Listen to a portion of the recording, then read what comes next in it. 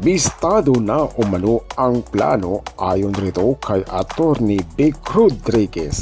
Magandang araw sa inyong lahat. Narito na ang ating latest update.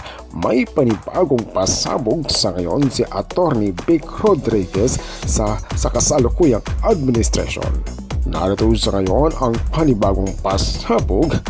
Panoorin pa natin. Ako si Kulinder TV. Hindi lamang ako, hindi lamang po kami sa hakbang ng maisog, hindi lamang po si Pangulong Duterte o si Vice President Inday Sara Duterte ang mga nagsasalita. Kailangan po natin ang tulong ng bawat Pilipino. Kay Fia Cervantes, paano po tayo makakasiguro na walang magiging dayan sa darating na eleksyon?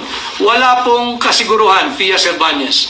I am just trusting in you, my fellow Filipino, that you will go out and you will go out strong on election day and help me get a seat in the Senate to protect you. Yan, dun na lang po ako nakaasa at dun po ako nananalig. Ang kumakapal dyan yung pitaka nung mga nagbibigay ng akap. Imagine ninyo, 5,000 ang tatanggapin mo lang 3,000.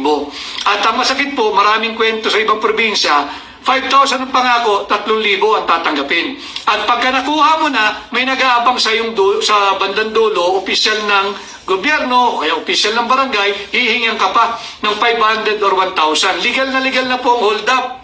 Kaya po dapat tigilan na itong ayuda. Wala pong patutunguhang mabuti itong ayuda.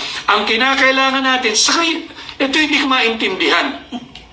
Sanay naman po ang Pilipino magbanat ng buto. Bakit ginagawa natin itong mga tamad?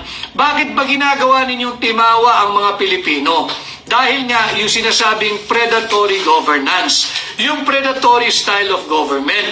Ibig sabihin, yung mahirap, kailangan habang buhay, mahirap na kayo. Yan ang ginagawa ng gobyerno ngayon.